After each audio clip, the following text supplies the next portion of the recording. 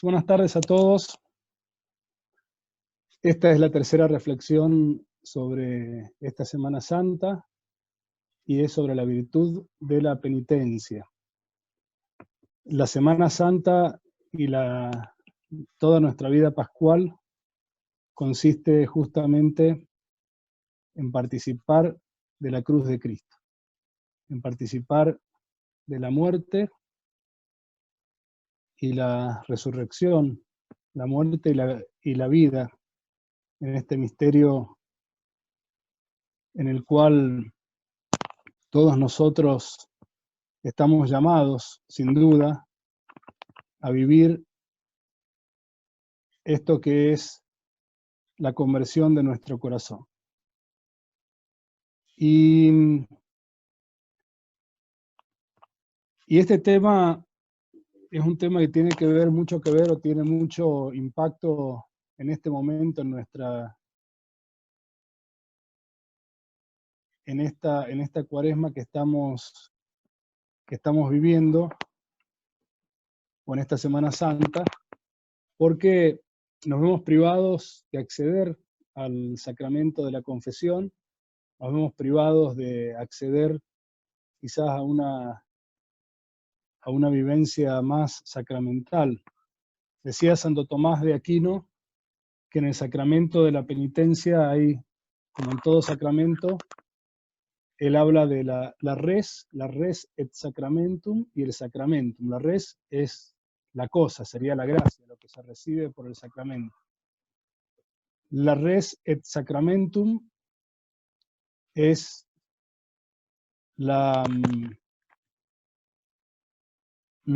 aquello, digamos, en lo que se unen el sacramento y la cosa recibida, que en el caso del sacramento de la confesión es los actos del penitente, los actos del penitente. Y el sacramentum entonces es propiamente lo que realiza, lo que da plenitud a este sacramento de la confesión, que es la absolución. Bueno, ahora vamos a ver un poco sintéticamente, después yo les puedo pasar si quieren el PowerPoint con estos textos que he recolectado para poder reflexionar sobre este tema de la penitencia, cómo vivir esta penitencia, esta participación de la cruz de Cristo, de la muerte y de la vida, del cambio de vida en nuestras vidas sin poder acceder a los sacramentos. Vamos a ver 5 temas, así rápidamente.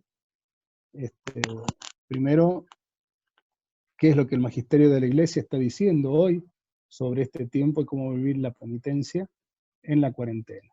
Después, ver lo que es la penitencia en sí misma, ¿no? Que es un acto de voluntad, lo que se llama este acto de contrición perfecta, ¿no? Después, la virtud de la penitencia, que es justamente el tema central de lo que vamos a ver ahora, cómo la penitencia es una actitud interior del alma y no es solamente un recurso, por decirlo así, que se exterioriza en el momento en que uno se va a confesar. Y después, 2 cuestiones que son importantes para entender por qué muchas veces podemos no llegar a vivir la penitencia como se debe. ¿Qué dice el magisterio de la Iglesia? Dice que, acá está, yo les traje la nota de la penitenciaría apostólica del 20 de marzo, cuando el fiel se encuentra en la dolorosa imposibilidad de recibir la absolución sacramental, debe recordarse que la contrición perfecta procedente del amor del Dios amado sobre todas las cosas, expresada por una sincera petición de perdón, la que el penitente puede expresar en ese momento, y acompañada del votum confessionis, es decir, del firme propósito de recurrir cuanto antes a la confesión sacramental, obtiene el perdón de los pecados, incluso mortales. De modo que no está impedido el fiel de obtener el perdón de los pecados, de participar plenamente de esta Pascua. Quizás alguno se asombrará de esto.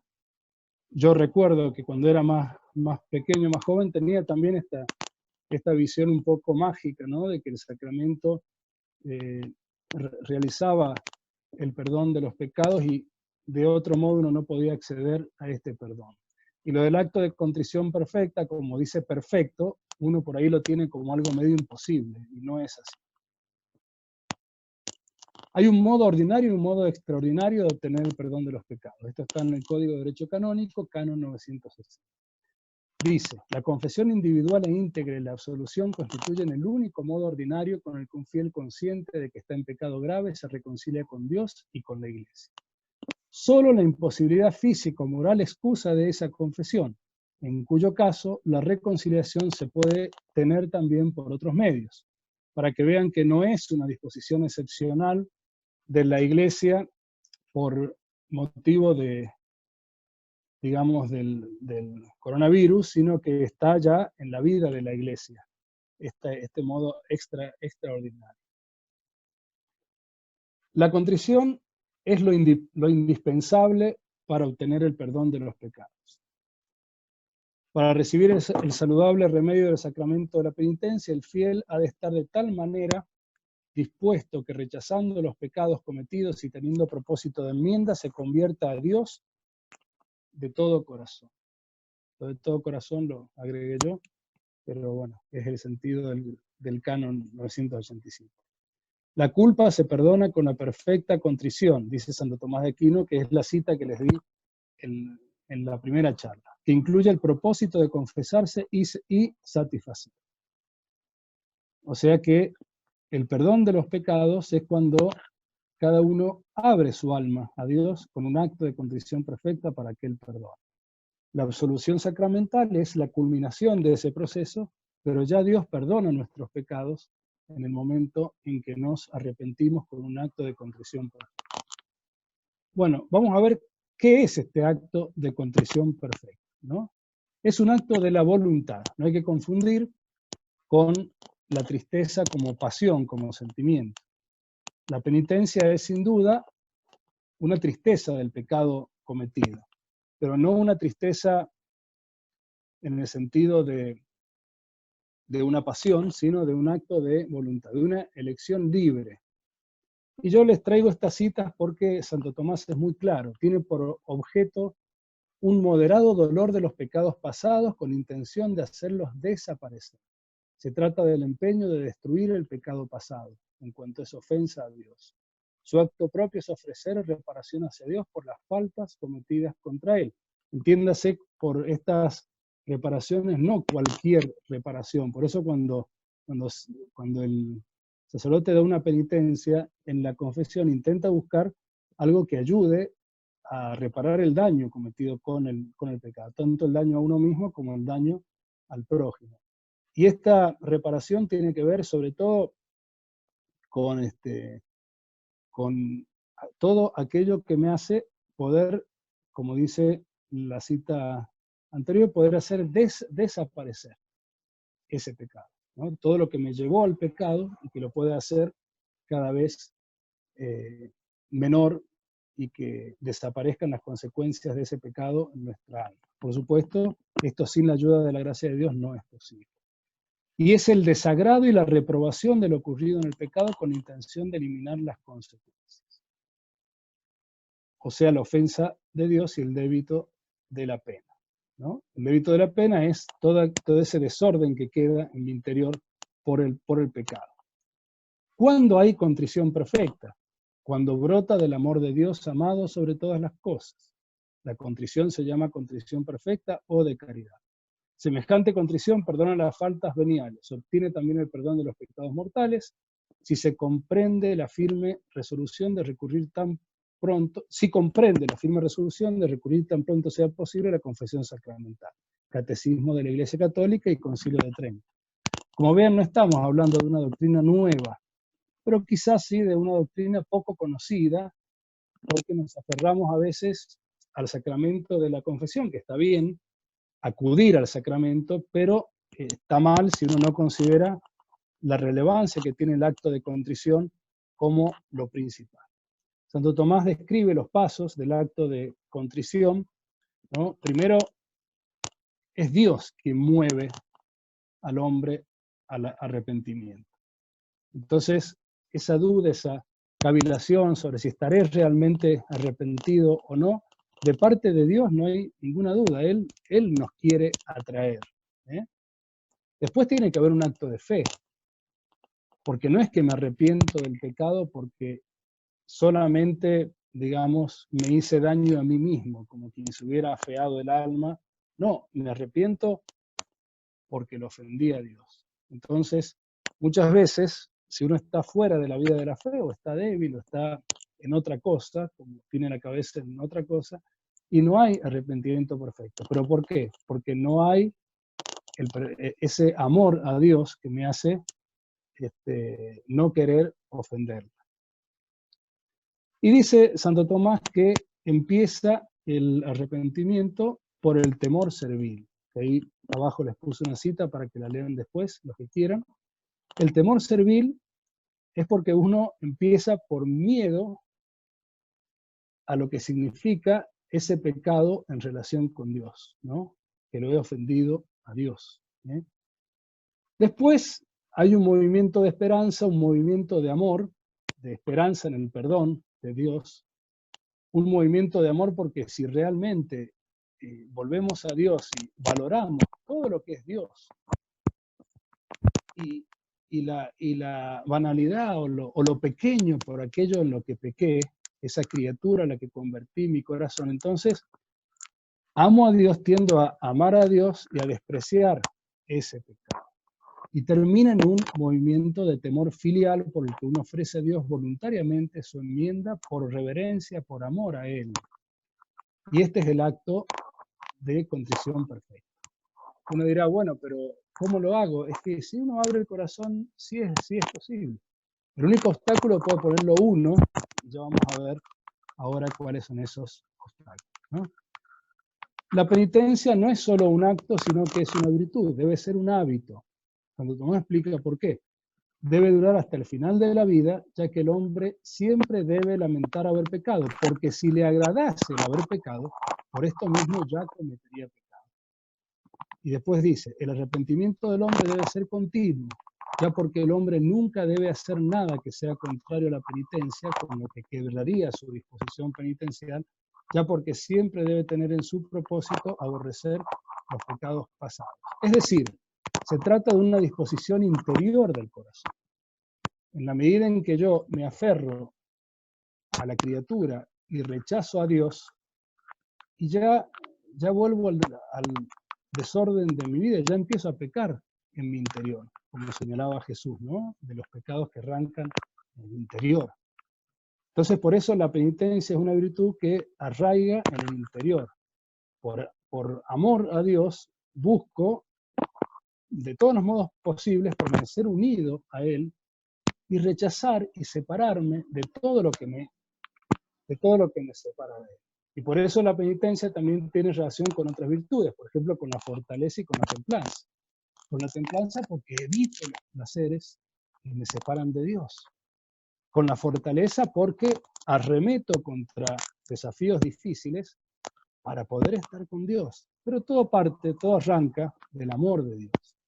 La penitencia es, como todas las virtudes, movida por la virtud de la caridad. Y tiene mucho que ver con la perseverancia, con la constancia, con no bajar los brazos nunca. Es algo del día a día, ¿no? Ya vamos a ver lo que pasa. Aquí les pongo un poco la relación de la penitencia con las demás virtudes, se los dejo como cita para que lo lean después ustedes, yo algo les dije recién, ¿no? Esto sí es clave. La penitencia, dice Santo Tomás, abre la puerta de las demás virtudes. ¿Por qué? Dice, expulsando el pecado por la virtud de la fe y la caridad, que son naturalmente anteriores a la penitencia. No puede haber penitencia si no hay fe en Dios y si no hay amor a Dios. Y de tal manera les abre la puerta que ellas mismas entran al mismo tiempo con ellos. Dice la enseñanza de la Iglesia que con el perdón de los pecados nos vuelven todas las virtudes que habíamos perdido con el pecado. Fíjense esto con el acto de contrición perfecta. Fíjense, es el poder que Dios le da al hombre, a la libertad del hombre para aceptar su gracia. Porque en la justificación del pecador, el movimiento del libre albedrío, de la libertad hacia Dios y contra el pecado, y ahí está la clave, que haya una decisión libre realmente, aunque cueste, aunque después sepa que me va a costar perseverar, no importa, pero que en el momento sea libre, hacia Dios y contra el pecado, es simultáneo con la remisión de la culpa y la infusión de la gracia. Fíjense qué lindo esto, dicen Tomás. ¿Por qué? Porque Dios no es mezquino. Nosotros dejaríamos en la sala de espera a un montón de gente para que no pueda, digamos, volver a nuestro perdón porque tienen que pasar todos los pasos de la penitencia, ¿no? Pensemos en las personas a las que no queremos dejar entrar o que vuelvan a entrar en nuestra vida. Bueno, Dios no es mezquino. Dios nos da toda su gracia instantáneamente en el momento en que le abrimos su corazón, en que nos arrepentimos. Fíjense qué lindo para meditar en estos días, en la hora santa que nos va a tocar, para meditar esta realidad interior de la relación que tenemos con Dios en el interior de nuestro corazón y de cómo somos nosotros los que le cerramos la puerta. O en cuanto volvemos como hijo, ¿qué es el acto de contrición perfecta? Es volver como hijo. Es la parábola del hijo pródigo. Es volver como hijo, es aceptar que somos frágiles y que volvemos a Él y que estamos dispuestos entonces a volver a Él y a que Él retome el control y el dominio de nuestra vida. Bueno, y acá vamos a la parte dura, pero dura, aquí hay, digamos, este tema del pecado contra el Espíritu Santo, generalmente se lo entiende en la primera de las acepciones, que es la impenitencia final, o sea, la persona que muere en pecado mortal sin querer arrepentirse. Pero es importante reflexionar brevemente, aunque sea, no hay mucho tiempo, pero sobre cómo se llega a eso. Porque dice Santo Tomás también que el pecado contra el Espíritu Santo se da cuando se peca por malicia manifiesta, o sea, por la elección del mal, cuando se desecha o aparta con desprecio lo que podía impedir la elección del pecado, ya que todo cuanto impide la elección del pecado es efecto de la acción del Espíritu Santo en nosotros. A veces no valoramos que todos los recursos que tenemos, la oración, la misa, el sacramento de la confesión, todo lo que tenemos a nuestra disposición no es algo nuestro, es obra del Espíritu Santo para nuestra salvación. Entonces estamos rechazando esa ayuda del Espíritu Santo para nuestra salvación y por eso estamos pecando contra el Espíritu Santo. Fíjense, uno mira a veces el pecado contra el Espíritu Santo en el momento de la muerte, pero hay que mirarlo en el presente. Es lo único que me impide el acto de contrición perfecta. Es lo único que me impide reconciliarme con Dios. Porque es porque yo me aferro al pecado. Si suelto el pecado de corazón, no fingiendo, sino de corazón, Dios me perdona, porque Dios no es mezquino con su perdón. Santo Tomás habla de 6 especies de este pecado contra el Espíritu Santo.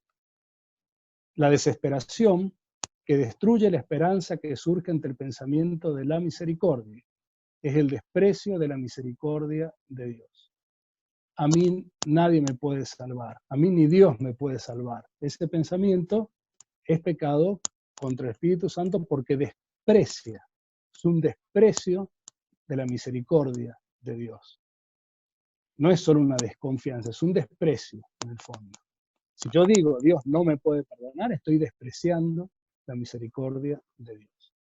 La presunción que lleva al hombre al extremo de pensar que puede alcanzar la gloria sin méritos y el perdón sin arrepentimiento, negándose al santo temor de Dios.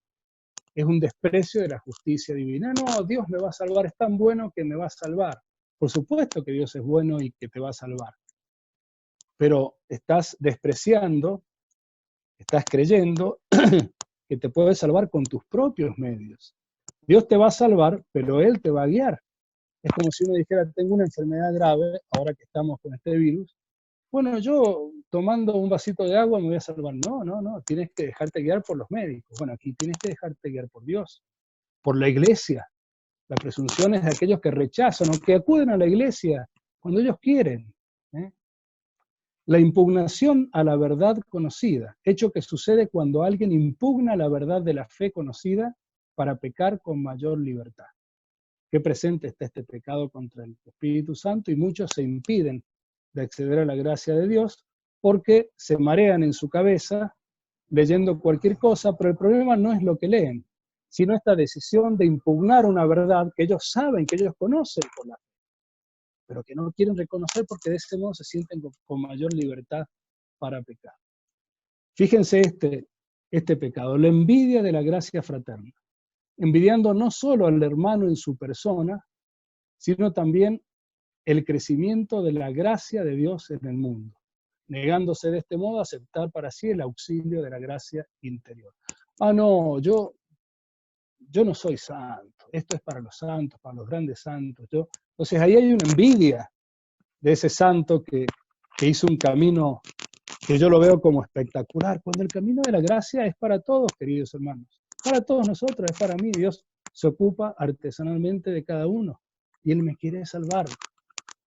Entonces yo desprecio el auxilio divino de la gracia por andar mareado con mi mente, pensando mal, porque uno puede leer las vidas de los santos y seguir las vidas de los santos bien, pero también mal, cuando uno, en vez de generar este sentimiento que lo mueve a querer ser santo, se le genera esta envidia, esta cierta, digamos, pereza espiritual de la envidia de la gracia del otro. La impenitencia especial, porque la impenitencia general es la que se refiere a la impenitencia final, a morir en pecado mortal y sin arrepentirse. Pero aquí Santo Tomás habla de una impenitencia que entraña el propósito de no arrepentirse ahora, negándose de este modo un sano juicio sobre los pecados, ¿no? Ahí todos estos pecados hay una tentación del diablo, pero aquí muy especial, porque el diablo me engaña, él es el príncipe de la mentira, entonces me engaña, entonces yo hago un juicio sobre mi pecado, no, este pecado no, Dios, no sé, no va a poder con este pecado, yo no me arrepiento de este pecado. Fíjense lo que dice Santo Tomás, puede darse también antes de los pecados. Quien nunca pecó puede tener el propósito de arrepentirse o de no arrepentirse si le aconteciera pecar. Puede suceder en los chicos, en esa etapa turbulenta de la pubertad y de la juventud, cuando quizás sin una fe muy arraigada, dicen, bueno, si yo cometiera tal pecado, no me voy a arrepentir, porque tengo tal curiosidad, tal intención de cometerlo. Bueno, ese es el pecado de la impenitencia, ¿no? Y es un pecado que tiene que ver con un juicio nublado, con un juicio mal hecho acerca del pecado. La obstinación, finalmente, por la que reitera el hombre su propósito de aferrarse en el pecado, negándose de este modo a aceptar la inanidad y caducidad del bien que se busca en él, a tenor del testimonio del apóstol. ¿Qué frutos cosechasteis de aquellas cosas que al presente os avergüenzan? Claro, fíjense ustedes cómo pasa mucho hoy esto, ¿no? La obstinación en el pecado, y que se da mucho en los vicios y en las adicciones, ¿no? Estas personas que ya saben el mal que les hace, pero están tan movidos por la pasión y están tan esclavos en su voluntad de la pasión que ya directamente no consideran, no aceptan. Es una suerte de esquizofrenia espiritual, no aceptan lo que ya saben, que es la inanidad, o sea, la falta de importancia, la falta de entidad de aquello por lo cual renuncian a la salvación y al amor de Dios, ¿no? Y finalmente, para terminar, veremos cuáles son las dificultades de la penitencia, ¿no? Que son aquellos desórdenes provocados por el pecado en nuestra naturaleza, el mal de pena. Ustedes saben que hay dos tipos de mal, el mal de culpa, que es referido a la persona, ¿no? La deuda que tenemos con Dios, porque nos apartamos de Él, que ese mal nos lo perdona Dios. Y el mal de pena, que es todo ese desorden que queda, sería la deuda o el castigo. Uno Si roba un banco, el mal de culpa es, digamos, la ofensa que hizo la otra persona robándole, que hizo con una confesión en la cárcel, listo, si no está arrepentido. Parte del mal de pena es la deuda en dinero que tiene con esa persona, esa hay que pagarla, ¿no? Y lo que hay que pagar en este caso del mal de pena, que ahí yo les puse esa cita, es el desorden que queda en nuestro interior por el pecado. Ese desorden nos hace acordar a esta cita, a esta frase que yo no recuerdo de dónde sale, que es: Dios perdona siempre, el hombre perdona a veces y la naturaleza nunca. La naturaleza no perdona, o sea, el pecado genera un desorden, y si es vicio, peor todavía, un desorden mayor, una inclinación a la naturaleza, digamos, a ese acto que va en contra del orden de la naturaleza. Pero dice Santo Tomás que la gracia nos devuelve tanto, o sea, nos quita el mal de culpa, o sea, el mal por el que nos separamos de Dios, y nos devuelve esa amistad con Dios, como también nos devuelve o nos quita, ¿no?, la pena eterna, que es la más grave. La pena temporal permanece, ¿no?, porque permanece un desorden que es lógico en nuestra naturaleza corpórea, que se mueve por hábitos. El hombre es un animal de costumbres, ¿eh? ¿Y por qué podría quitarse este desorden y este mal de pena? Claro que sí. Pero en la medida en la que participamos de la pasión de Cristo, en la medida en la que nos entregamos verdaderamente en cuerpo y alma a Cristo, esos desórdenes van desapareciendo. Y finalmente, algo interesante que dice Santo Tomás aquí es, fíjense, nada impide que, eliminada la culpa, permanezcan las disposiciones causadas por los actos precedentes, que se llaman secuelas del pecado, ¿eh? Este mal de pena, este desorden interno. Permanecen, sin embargo, debilitadas y disminuidas, de tal manera que no dominan al hombre. Y esto es clave, esto es importantísimo, y ustedes lo deben haber percibido. Cuando uno está en gracia, uno tiene la disposición o la inclinación a volver a pecar, pero no hay un dominio del pecado. No hay un dominio del pecado, como dice Santo Tomás. Dice, permanecen efectivamente en forma de disposición y no en forma de hábito, como también permanece en el bautismo el fermento de pecado. Y esto ya es un milagro, esto ya es una obra poderosa de la gracia de Cristo, que nos quite el hábito vicioso. Deja la disposición y quita el hábito. Y uno dice, bueno, pero puede no suceder esto, y puede no suceder si tengo alguna decisión, pero ya es una decisión mía, es una elección. Recuerden lo que vimos, que la penitencia, el acto de la penitencia, el acto de contrición, es una elección, una decisión. Claro, si yo tengo la decisión de permanecer en el pecado, de alguno de los 6 modos que vimos antes, estas 6 especies del pecado contra el Espíritu Santo, entonces, claro, pero soy yo el que me impido, no es que la gracia tenga un obstáculo. Y después puede suceder que esta acción de la gracia, ahí Santo Tomás hace una distinción en la que no quise entrar mucho porque se hace largo, pero ustedes después búsquenla, que es la gracia operante y la gracia cooperante, ¿no? La gracia operante es la gracia del sacramento, en este caso la gracia del perdón de los pecados, que se da también sin el sacramento, cuando hay un propósito firme de ir a confesarse apenas se puede, y un acto de contrición perfecto. Y la gracia cooperante es aquella que se da con la cooperación de todas las potencias humanas en el camino cotidiano de crecer en la vida de la santidad. Esa gracia cooperante que me va llevando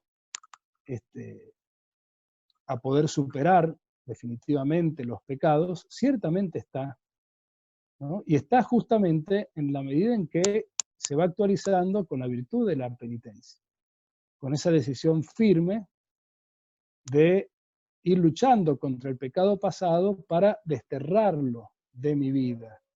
Ustedes fíjense, los santos muchas veces llegaban a este tema de usar estos látigos y de hacerse, o San Francisco de Asís, tirarse en la nieve sin ropa para, digamos, para vencer las tentaciones.